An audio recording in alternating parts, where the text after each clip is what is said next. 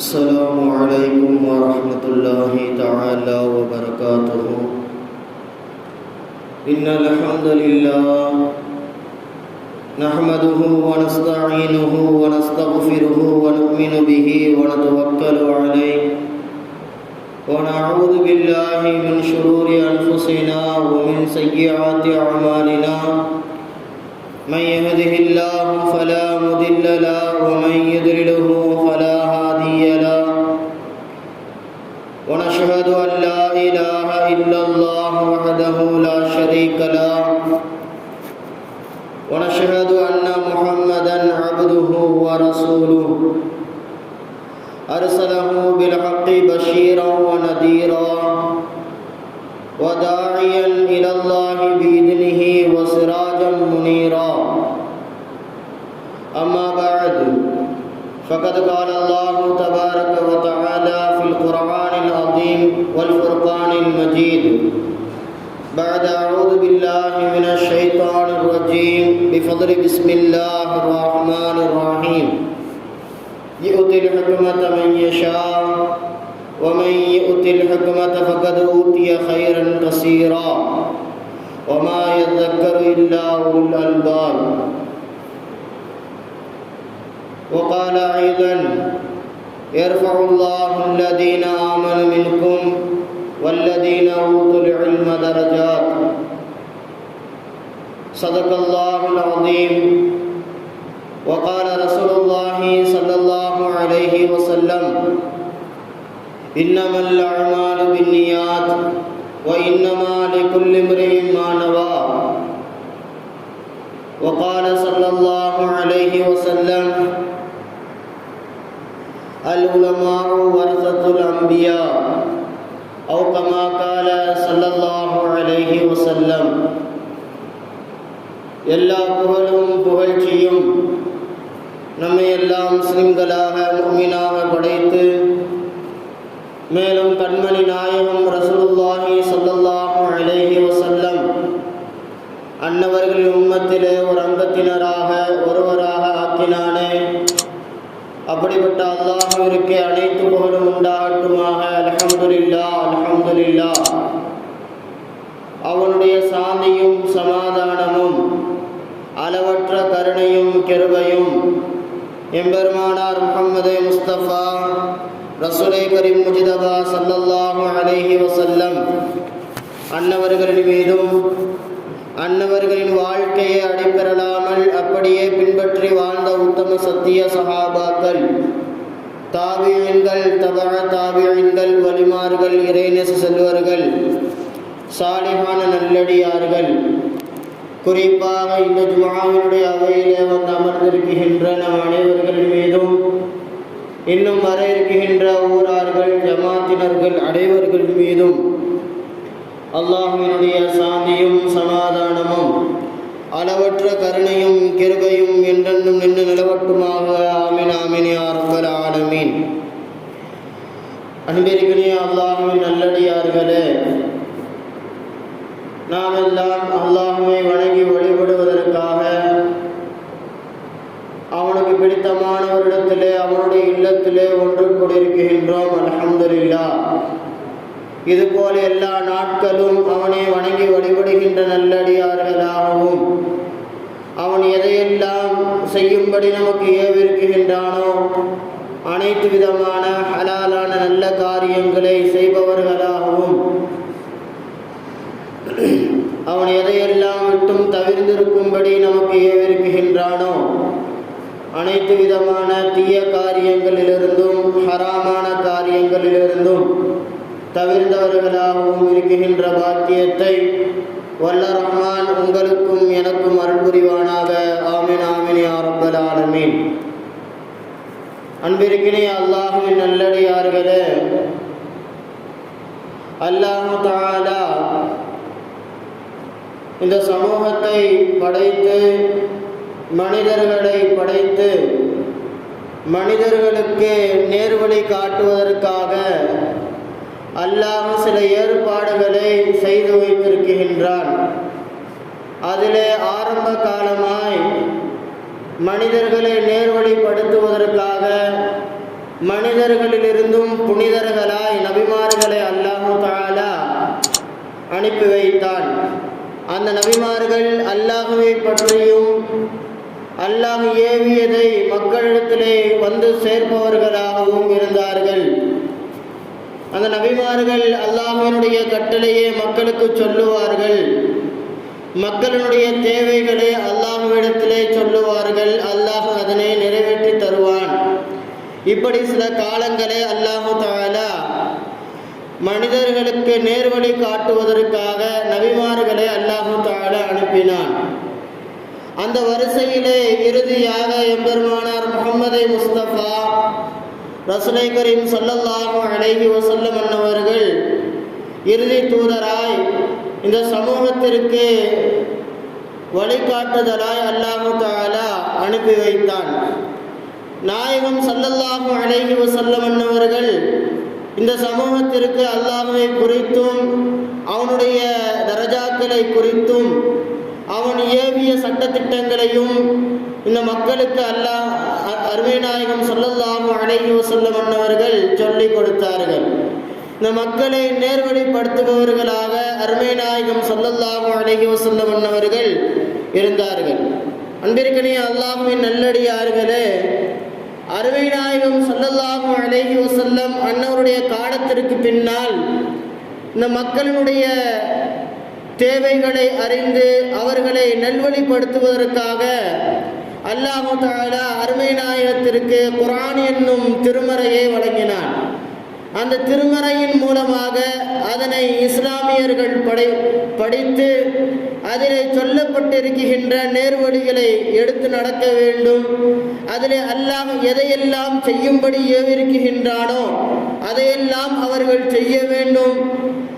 அதிலே அல்லாஹ் எதையெல்லாம் தடுத்திருக்கின்றானோ அதையெல்லாம் விட்டும் தவிர்ந்திருக்கும் வேண்டும் என்பதாய் அல்லாஹ் அந்த திருக்குர்ஆனை இந்த சமூகத்திற்கு நேர்வழியாக அல்லாஹ் காட்டி தந்துள்ளான். அன்பிற்கினிய அல்லாஹ்வின் நல்லடியார்களே, அந்த திருக்குர்ஆனின் மூலமாக அந்த திருக்குர்ஆனை எடுத்து சொல்லுவதற்கு அருமை நாயகம் ஸல்லல்லாஹு அலைஹி வஸல்லம் அவருடைய காலத்திற்கு பின்னால் அருமை நாயகம் ஸல்லல்லாஹு அலைஹி வஸல்லம் அவர்கள் இமாம்களையும் அருமை சஹாபாக்களை அருமை நாயகம் ஸல்லல்லாஹு அலைஹி வஸல்லம் அவர்கள் தேர்வு செய்து கொடுத்தார்கள். அந்த அடிப்படையிலே இன்றைய வரையிலும் சஹாபாக்களிலே தொடர்ந்து இமாம்களை தொடர்ந்து பல நல்லோர்களை தொடர்ந்து இன்று வரையிலையும் ஆலிம்களால் இந்த சமூகம் நேர்வழி காட்டப்பட்டு கொண்டே வருகின்றது. ஏதாவது சமூகத்திலே ஒரு பிரச்சனை என்று சொன்னால், மார்க்க ரீதியான பிரச்சனையாக இருந்தால் இமாம்களிடத்திலே வருவார்கள்.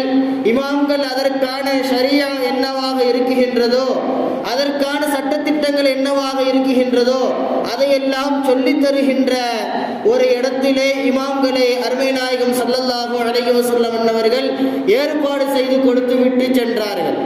அன்பிற்கினிய அல்லாஹ்வின் நல்லடியார்களே, இந்த நேரத்திலே நாம் அந்த இமாம்களை குறித்தும் உலமா பெருமக்கள் என்பவர்கள் யார் என்பதை குறித்தும் நாம் கொஞ்சம் சிந்தனை செய்ய வேண்டும். ஏனென்று சொன்னால் அருமை நாயகத்தினுடைய அந்தஸ்து என்ன, அவர்களுடைய தரஜாக்கள் என்ன என்பதை நாம் விளங்கி வைத்திருக்கின்றோம். அதே போன்று சஹாபாக்களுடைய தரஜாக்கள் என்ன, அவர்களுடைய நிலைப்பாடுகள் என்ன என்பதை நாம் அறிந்து வைத்திருக்கின்றோம். அவர்களுக்கு பின்னால் ஃபிக்ஹ்களை நமக்கு ஏற்பாடு செய்து கொடுத்த இமாம்களை பற்றியெல்லாம் தெரிந்து வைத்திருக்கின்றோம்.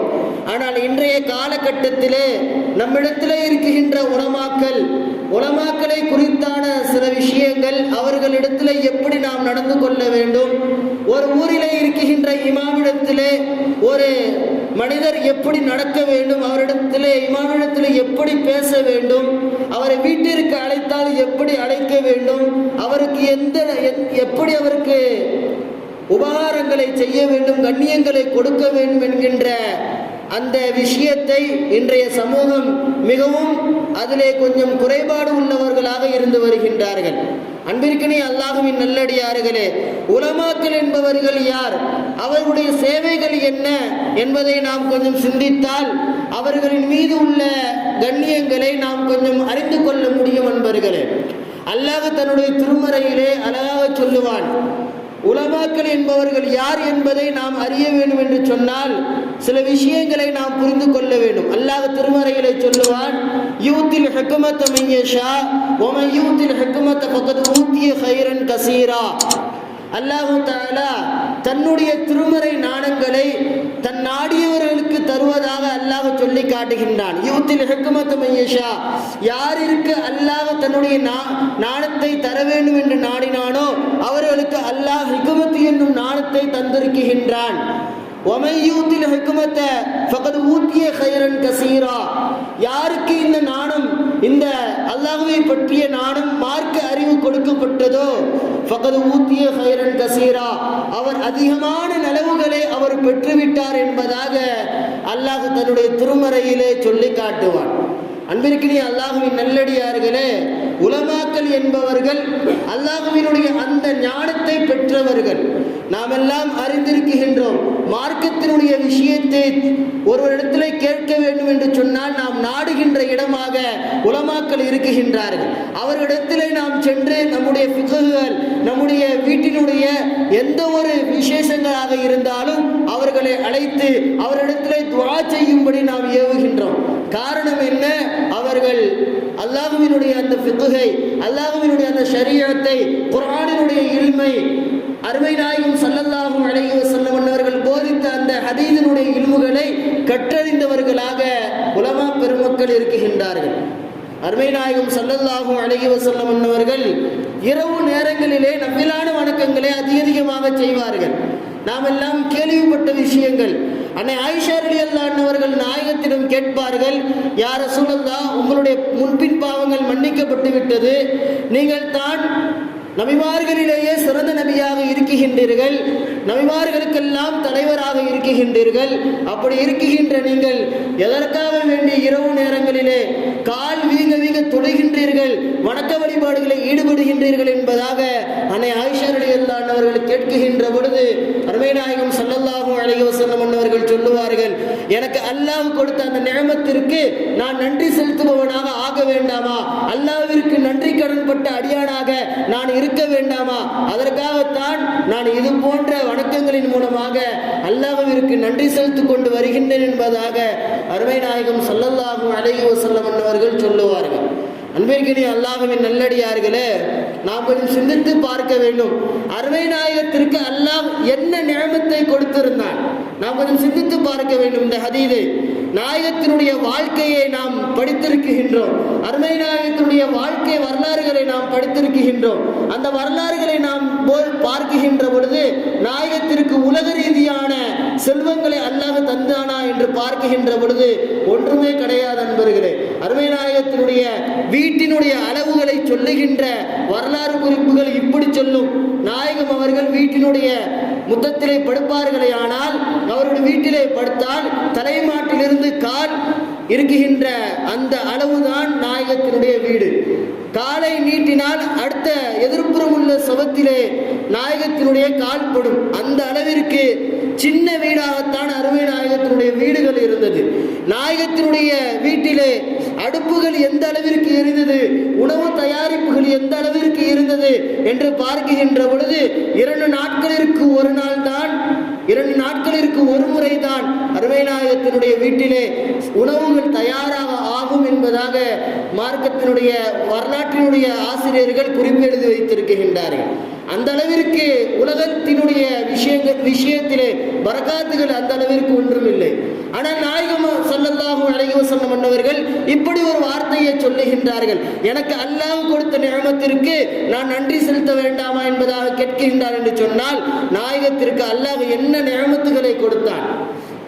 மார்க்க அறிஞர்கள் எழுதுவார்கள், அருமை நாயகத்திற்கு என்ன நிஅமத்துகளை கொடுத்தான் என்று எழுதுகின்ற பொழுது இந்த நுபுவத்தினுடைய இந்த கல்வியை அல்லாஹ் அருமை நாயகத்திற்கு கொடுத்தான். இந்த நுபுவத் என்னும் மாபெரும் பாக்கியத்தை நாயகத்திற்கு கொடுத்தான் அல்லவா? இந்த பாக்கியத்திற்கு அருமை நாயகம் ஸல்லல்லாஹு அலைஹி வஸல்லம் அவர்கள் நன்றி கடன் பட்டவர்களாக இருக்கின்றார்கள் என்பதாக மார்க்க அறிஞர்கள் எழுதுவார்கள். அன்பிற்கினிய அல்லாஹ்வின் நல்லடியார்களே, அப்படிப்பட்ட ஒரு இல்மை கற்று அறிந்தவர்களாக மதரசாக்களிலே ஓதிவிட்டு வெளியே வருகின்றார்கள் ஆலிம்கள் பெருமக்கள். அருமை நாயகம் ஸல்லல்லாஹு அலைஹி வஸல்லம் அவர்கள் அல்லாஹ்வை பற்றி சொன்ன செய்திகளை அறிந்து, மார்க்கத்தினுடைய ஃபிக்ஹுகளை அறிந்து, குர்ஆனுடைய விளக்க உரைகளை அறிந்து இந்த உம்மத்திற்கு சேவை செய்வதற்காக வருகின்றார்கள் உலமா பெருமக்கள். அவர்கள் தான் உலமா பெருமக்கள் என்பதாக மார்க்க அறிஞர்கள் அழகாக எழுதுவார்கள். அன்பிற்கினிய அல்லாஹ்வின் நல்லடியார்களே, அந்த உலமா பெருமக்களை நாம் எந்த அளவிற்கு மதிக்க வேண்டும், அவர்களுக்கு எந்த அளவிற்கு நாம் கண்ணியம் செலுத்த வேண்டும் என்று நாம் யோசித்தோம் என்று சொன்னால், அருமை நாயகம் அழகாக சொல்லுவார்கள் உலமா பெருமக்களை குறித்து. அல் உலமாவும் வரசத்துல் அம்பியா, உலமாக்கள் என்பவர்கள் யார்? வரசத்துல் அம்பியா, அன்பியாக்களினுடைய வாரிசுகளாக, நபிமார்களுடைய வாரிசுகளாக இந்த உலமாக்கள் இருக்குகின்றார்கள் என்பதாக அருமை நாயகம் ஸல்லல்லாஹு அலைஹி வஸல்லம் அவர்கள் சொல்லுவார்கள். அன்பிற்கினிய அல்லாஹ்வின் நல்லடியார்களே, மாபெரும் ஒரு இடத்திலே அருமை நாயகம் அவர்கள் சொல்லுகின்றார்கள், சர்வசாதாரணமாக ஒரு நாட்டை ஆள்பவருடைய வாரிசாக இருப்பவர்கள் அல்ல உலமாக்கள் என்பவர்கள். அவருடைய கண்ணியங்கள் என்பது அருமை நாயகம் ஸல்லல்லாஹு அலைஹி வஸல்லம் அவர்களுக்கு நாம் எந்த அளவிற்கு கண்ணியம் கொடுக்குகின்றோமோ அதே போன்று உலமாக்களை நாம் மதிக்க வேண்டும். அதே போன்று உலமாக்களுக்கு நாம் கண்ணியம் செலுத்த வேண்டும். ஒரு ஊரிலே ஒரு இமாம் தங்கி வேலை செய்கின்றார் என்று சொன்னால் அவருக்கு நாம் தகுந்த முறையிலே அவரிடத்திலே நாம் கண்ணியமான முறையிலே நடந்து கொள்ள வேண்டும். அவருடைய துஆக்களை நாம் எதிர்பார்த்தவர்களாக இருக்க வேண்டும். அருமை நாயகம் ஸல்லல்லாஹு அலைஹி வஸல்லம் அவர்கள் அழகாக ஒரு ஹதீஸை அறிவிப்பார்கள். இந்த சமூகத்திற்கு உலமாக்கள் எந்த அளவிற்கு முக்கியத்துவம் வாய்ந்தவர்களாக இருக்குகின்றார்கள் என்று சொல்லுகின்ற பொழுது அருமை நாயகம் ஸல்லல்லாஹு அலைஹி வஸல்லம் அவர்கள் சொல்லுவார்கள், இன்ன மஸலல் உலமா, உலமாக்களிற்கு உள்ள உதாரணம் என்ன என்று சொல்லுகின்ற நாயகம் ஸல்லல்லாஹு அலைஹி வஸல்லம் அவர்கள் சொல்லுவார்கள், கமஸலின் நுஜூமி ஃபிஸ் ஸமா, வானத்திலே இருக்குகின்ற நட்சத்திரங்களை போன்றவர்கள் உலமா பெருமக்கள் என்பதாக சொல்லுவார்கள். சொல்லிவிட்டு நாயகம் ஸல்லல்லாஹு அலைஹி வஸல்லம் அவர்கள் அத்தோடு நிறுத்திவிடவில்லை. சொல்லுவார்கள், எப்படி அந்த நட்சத்திரம் இந்த உலகிற்கு பயன்படுகின்றதோ அதே போன்று உலமாக்கள் பயன்படுகின்றார்கள் என்கின்ற உதாரணத்தை சொல்லுகின்ற பொழுது நாயகம் ஸல்லல்லாஹு அலைஹி வஸல்லம் அவர்கள் சொல்லுவார்கள், அந்த நட்சத்திரங்கள் கடலிலேயும் தரையிலேயும் இருட்டிலே நடக்குகின்ற மனிதர்களுக்கு அதனுடைய வெளிச்சத்தை கொடுத்து அவர்களுக்கு நேர்வழியை காட்டக்கூடியதாக அந்த நட்சத்திரங்கள் இருக்குகின்றது. அது போன்று தான் ஒரு உலமா, ஒரு ஆலிம், ஒரு இமாம் ஒரு ஊரிற்கு உள்ளவராக இருக்குகின்றார். இருளிலே பாவத்திலே மூழ்கின்ற சமூகத்தை அவர் இஸ்லாமிய விஷயங்களை, குர்ஆன் ஹதீஸை போதித்து அவர்களை நேர்வழிப்படுத்தக்கூடிய ஒரு நட்சத்திரமாக அவர் இருக்குகின்றார் என்பதாக அருமை நாயகம் ஸல்லல்லாஹு அலைஹி வஸல்லம் அவர்கள் அழகாக சொல்லுவார்கள். அந்த நட்சத்திரத்திற்கு ஒப்பிட்டு சொல்லுவார்கள், எப்படி அந்த நட்சத்திரங்கள் இந்த உலகிலே இருட்டிலே நடப்பவர்களுக்கு வழிகாட்டுகின்றதோ அது போன்று இருளிலே கடக்குகின்ற மனிதர்களை, பாவத்திலே கடக்குகின்ற மனிதர்களை, குர்ஆன் ஹதீஸினுடைய பார்வைகள் இல்லாது தன்னுடைய மனப்போன போக்கிலே நடக்குகின்ற மனிதர்களை நேர்வழிப்படுத்தி இதுதான் உன்னுடைய மார்க்கம், இதுதான் நீ இப்படிதான் வாழ வேண்டும் என்று சொல்லி தந்து அவர்களை நேர்வழிப்படுத்துகின்ற ஒரு முக்கியவான்களாக உலமா பெருமக்கள் இருக்குகின்றார்கள் என்பதாக அருமை நாயகம் ஸல்லல்லாஹு அலைஹி வஸல்லம் அவர்கள் அழகாக சொல்லுவார்கள். அன்பிற்கினிய அல்லாஹ்வின் நல்லடியார்களே, சொல்லிவிட்டு சொல்லுவார்கள் அருமை நாயகம், அந்த நட்சத்திரங்கள் மறைந்து விட்டது என்று சொன்னால், அந்த நட்சத்திரங்கள் இருளிலிருந்து ஒளிந்து விட்டது என்று சொன்னால், அந்த இருளிலே நடப்பவன் வழி தவறி போய்விடுவான். ஒரு உலமா என்பவர் மரணித்து விட்டால் அல்லது அவருடைய சேவையை அவர் சொல்லாமல் நிறுத்திவிட்டாரே என்று சொன்னால் இந்த சமூகம் வழி தவறி விடும் என்பதாக அருமை நாயகம் ஸல்லல்லாஹு அலைஹி வஸல்லம் அவர்கள் அழகாக சொல்லுவார்கள். அன்பிற்கினிய அல்லாஹ்வின் நல்லடியார்களே, இப்படிப்பட்ட ஒரு முக்கியமான ஒரு சேவையை மக்களிற்கு சேவையாக தங்களுடைய வாழ்க்கையை அர்ப்பணம் செய்பவர்கள் உலமா பெருமக்கள் நண்பர்களே. அவர்களுக்கு நாம் கொடுக்குகின்ற கண்ணியங்களை சிறந்த முறையிலே நாம் கொடுக்க வேண்டும். இன்று உலமாக்களுக்கு தகுந்த முறையிலே கண்ணியம் செலுத்தாதனுடைய ஒரு நிலைப்பாடு என்ன தெரியுமா? இன்றைய ஒரு நிலைப்பாடு உலமாக்களை மதிக்காததனுடைய ஒரு நிலை. இன்று சமூகம் பல பிரிவுகளாக பிரிந்து கிடக்குகின்றது. உலமாக்களுடைய பேச்சை கேட்டு நடக்காததனுடைய நிலை இன்று சமூகம் வழி தவறி கொண்டே இருக்குகின்றது. பல பிரிவுகளாக, பல பல இயக்கங்களாக பிரிந்து கொண்டே இருக்கின்றார்கள். எந்த அளவிற்கு என்று சொன்னால், ஒரு ஊரிலே ஒரு உலமாக்களிடத்திலே ஏதாவது ஒரு ஷரியத்தை கேட்க வேண்டும், ஏதாவது ஒரு மார்க்க டவுட்டாக இருக்கட்டும், அதை அந்த ஊரிலே உள்ள ஆலிமிடத்திலே கேட்க வேண்டும். ஆனால் இன்று ஆலிம்களின் மீது உள்ள அந்த கண்ணிய குறைவு எப்படி ஆகிவிட்டது என்று சொன்னால், ஏதாவது ஒரு மார்க்க விஷயம் தனக்கு தேவைப்பட்டால் உடனே மொபைலை எடுக்குகின்றார்கள், கூகுளிலே சர்ச் பண்ணுகின்றார்கள். எந்த விஷயத்திற்காக சர்ச் பண்ணுகின்றார்களோ அதிலே ஏதாவது ஒரு ஹதீஸ் விழுந்து விடுகின்றது. ஏதாவது ஒரு ஹதீஸை படித்துவிட்டு இதுதான் மார்க்கம் என்பதாக தன் கவனம் போன போக்கிலே அதை மார்க்கமாக எடுத்து நடக்குகின்றார்கள். அந்த ஹதீஸ் எப்படி அறிவிக்கப்பட்டது, அதனுடைய நிலைப்பாடுகள் என்ன, அந்த ஹதீஸை வைத்து மார்க்க அறிஞர்கள் என்ன ஃபிக்ஹை நமக்கு தந்திருக்கின்றார்கள் என்கின்ற அறிவுகள் இல்லாது வெறும் ஹதீஸை மாத்திரம் படித்துவிட்டு இதுதான் மார்க்கம் என்பதாக திரிகின்ற ஒரு நிலை இன்றைய சமூகத்திலே நிகழ்ந்து கொண்டு இருக்கின்றது. காரணம் என்ன? உலமாக்களின் மீது இருக்கின்ற அந்த அதிருப்தி, உலமாக்களின் மீது அவரிடத்திலே போய் ஏன் கேட்க வேண்டும் என்பதாக அவர்கள் மீது உள்ள கண்ணிய குறைவு, இதுவெல்லாம் மார்க்கத்தினுடைய செயல்பாடுகளே. தங்களுடைய மனம் எதை தேடுகின்றதோ அதை உலமாக்களிடத்திலே கேட்காமல் தன்னுடைய மனம் போன போக்கிலே தேடிக்கொண்டு மார்க்கத்தினுடைய செயல்பாடுகளிலே குறை வைக்கின்ற ஒரு நிலையை நாம் ஏற்படுத்திக் கொண்ட நண்பர்களே, அன்பிற்கினே அல்லாஹ்வின் நல்லடியார்களே, உலமாக்களிடத்திலே சென்று கேட்க வேண்டும். ஏதாவது ஒரு மார்க்க விஷயமாக இருக்கட்டும், எந்த ஒன்றாக இருந்தாலும் அவரிடத்திலே கேட்க வேண்டும். அதுதான் உலமாக்களுடைய சேவை. ஒரு சமூகத்திற்கு உலமாக்கள் என்பவர்கள் எந்த அளவிற்கு சேவை ஆற்றுகின்றார்கள், எழுதுகின்ற ஆசிரியர்கள் எழுதுவார்கள், உலமாக்களுடைய சேவைகளை குறித்து எழுதுவார்கள். ஒரு பிள்ளை கருவிலே தாய் சுமப்பதிலிருந்து அந்த பிள்ளை வளர்ந்து அந்த பிள்ளை திருமணம் முடித்து தன்னுடைய வாழ்க்கையை முடிக்குகின்ற வரையிலேயும் ஒரு உலமாவினுடைய சேவை அந்த பிள்ளைக்கு இருக்குகின்றது என்பதாக எழுதுவார்கள். ஒரு பிள்ளை கருவுற்றால் அந்த பிள்ளையினுடைய தகப்பன் வருவார், உலமாவிடத்திலே சொல்லுவார், என்னுடைய மனைவி ஹம்லாக இருக்குகின்றார், அவர்களுக்காக துஆ செய்யுங்கள் என்பதாக துஆக்களை முன்வைப்பார்கள்.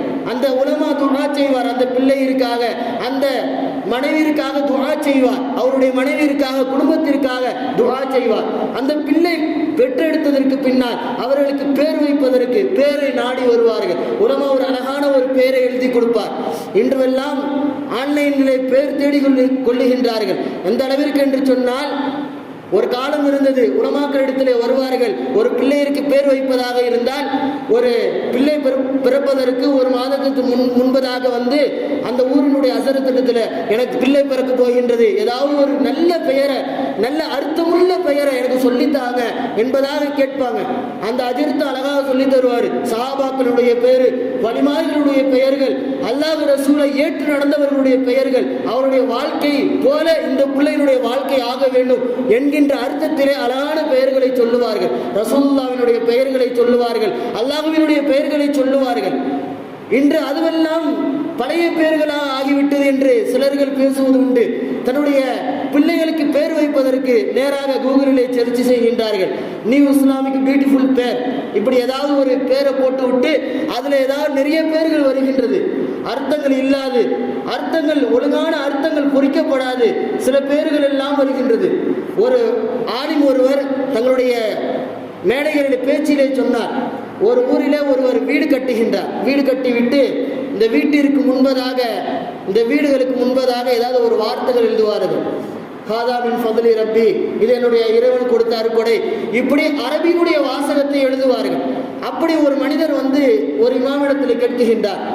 ஒரு இமாம் அவர்கள் சொல்லுகின்ற, கொஞ்சம் வேலையாக இருக்குகின்ற, நீங்கள் சென்று வாருங்கள், நான் ஒரு நல்ல பேரை எழுதி வைக்கிறேன், நல்ல ஒரு வாசகத்தை எழுதி தருகின்றேன் என்று சொல்லி அனுப்பிவிடுகின்றார். இந்த மனிதர் சிறிது காலத்திற்கு பின்னால் வீடு திறப்பதற்காக இமாமை அழைக்குகின்றார். இமாம் வீட்டிற்கு போகின்ற பொழுது அந்த வீட்டினுடைய வாசலிலே அழகான ஒரு அரபி வாசகம் எழுதப்பட்டு இருக்கின்றது. இமாம் அதனை பார்த்தவுடன் கொஞ்சம், இமாம் எழுதி தரவில்லை, இவர் வெளியே சென்ற பொழுது ஏதோ ஒரு ஸ்டிக்கர், இந்த நாகூருக்கெல்லாம் சென்றால், எங்காவது தர்காக்களுக்கு சென்றால் மக்கள் எல்லாம் வாங்கி வருவார்கள். பைக்கில் ஒட்டுவதற்கு ஏதாவது ஒன்று வீட்டில் ஒட்டுவதற்கு ஆயத்துல் குர்சி இது போன்ற ஸ்டிக்கர் நாம் வாங்கி வருகின்றோம் அல்லவா, அது போன்று அவரும் வாங்கி வந்து விட்டார். வாங்கி வந்து வீட்டில் அழகா அந்த பிரிண்டிங் நல்லா இருக்குகின்றது என்பதற்காக வாங்கி வந்து வீட்டில் ஒட்டி விட்டார். இமாம் வீடு திறப்பதற்காக செல்லுகின்ற பொழுது வீட்டினுடைய ஆரம்பத்தை பார்த்து கொஞ்ச நேரம் அப்படியே நிற்குகின்றார். அந்த மனிதர் வந்து கேட்டாராம், ஹஸரத் அவர்களை எப்படி இருக்குகின்றது, அருமையாக இருக்குகின்றதா என்பதாக கேட்கின்ற பொழுது அந்த ஹஜரத் பார்த்துட்டு சொன்னார், அதில் அழகான ஒரு வாசகம் எழுதப்பட்டு இருந்துச்சு. கழிவறைக்குள் சொல்லுகின்ற அந்த துஆவை எழுதி அதனுடைய பிரிண்டிங்கை அப்படியே வீட்டினுடைய முன்னால் எழுதி அந்த பிரிண்டிங்கை வாங்கி வந்து ஒட்டி வைத்து விட்டார். அல்லாஹும்ம இன்னக மினல் குபுஸி வல் ஹபாயிஸி என்பதாக நாம் ஓதுவோம் அல்லவா, அந்த துஆவை எழுதி அதனை வீட்டினுடைய முன்பதாக எழுதி வைத்து விட்டார். இமாம் அவர்கள் பார்த்து விட்டு சொன்னாராம், நீங்கள் அதை வாங்கி வந்தது எல்லாம் சரிதான், வாங்கி வந்து விட்டு என்னிடத்திலே ஒரு வார்த்தை இருக்கு, அதனை காமித்து கேட்டு இருக்கலாமே என்பதாக கேட்கின்ற பொழுது அந்த மனிதர் கேட்டார், ஏன் என்பதாக கேட்கின்ற பொழுது அது கழிவறைக்கு உள்ளே செல்லுகின்ற பொழுது ஓதுகின்ற துஆவாக அது இருக்குகின்றது. வீட்டின் உள்ளே வருகின்ற பொழுது இந்த துஆவை ஓதினால் உங்களுடைய வீடு என்ன கழிவறையா என்பதாக இமாம் அவர்கள் கேட்டார்கள். இன்று இமாம்களிடத்தில் கேட்காமல் நாம் செய்கின்ற நிலைப்பாடுகள் இப்படிதான் மாறிவிடுகின்றது. ஏதாவது ஒரு மார்க்க விஷயத்தை இமாமிடத்தில் கேட்காமல் நாம் நம்முடைய நிலைப்பாடுகளுக்கு தகுந்தது போல் ஆன்லைனில் தேடுகின்ற பொழுது அதனுடைய விபரீதங்கள் இப்படி ஆகிவிடுகின்றது. அன்பிற்கினே அல்லாஹ்வின் நல்லடியார்களே, ஒரு ஊரிலே ஒரு இமாம் இருக்குகின்றார் என்று சொன்னால் அவருக்கு கண்ணியம் கொடுங்கள். அவரிடத்திலே நாம் மார்க்க அறிவை பெற வேண்டும். அதற்காகத்தான் அவரை நாம் வைத்திருக்கின்றோம். அவரிடத்திலே வந்து மார்க்க தேவைகளை கேட்க வேண்டும். நம்முடைய எந்த ஒரு காரியமாக இருந்தாலும் அவரிடத்திலே கேட்டு அதற்கான சரியான ஹதீதுகளை சரியான ஃபிக்ஹுகளை அவரிடத்திலே கேட்டு தெரிந்து கொள்ள வேண்டும். இப்படி அவர்களுக்கு கண்ணியம் கொடுக்க வேண்டும். அன்பிற்கினே அல்லாஹ்வின் நல்லடியார்களே, உலமாக்களை கண்ணியம் செய்கின்ற நல்லடியார்களாக வல்ல ரஹ்மான் நம் அனைவர்களையும் ஆக்கி அருள் புரிவானாக. எந்த மார்க்க அறிவாக இருந்தாலும் அதனை உலமாக்களிடத்திலே கேட்டு அதன்படி அமல் செய்கின்றவர்களாக நம்மை அல்லாஹு தஆலா ஆக்குவானாக. வஆஹிரு தஅவானா அனில் ஹம்துலில்லாஹி ரப்பில் ஆலமீன். அஸ்ஸலாமு அலைக்கும் வரஹ்மத்துல்லாஹி தஆலா வபரகாத்துஹு.